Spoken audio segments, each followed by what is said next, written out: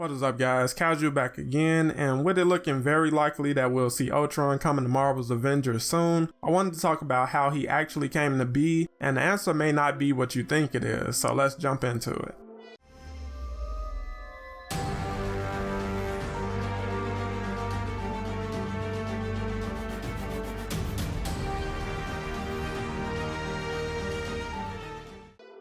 So we know Ultron is coming to Avengers, it's only a matter of when we'll actually see him, but I want to talk about how he'll come to be because we got the hint that his interaction with the Cosmic Cube could be what makes him sentient, but now I have reason to believe that the seeds of Ultron may have already been sown by Hank Pym himself. So in Doom's interview with Miller, who for those of you unfamiliar with Miller, he's one of the more prominent data miners for the game, he suggested that not only has Roy been Ultron this entire time, but that Hank Pym also possibly has a confession to make about Roy. He's done some digging into the game files and found information that supports this thinking, but right now we're not sure exactly what that confession will consist of, because if you followed the comic history of Hank Pym and Ultron, then you know Ultron was created by Hank Pym and he copied his own brain patterns into Ultron, creating artificial intelligence, which ultimately led to a ton of other problems for the Avengers. But could that be what happened in the game's narrative, where he modeled Roy's reprogramming from his own mind, and that is what sparked Roy's curiosity about the cube?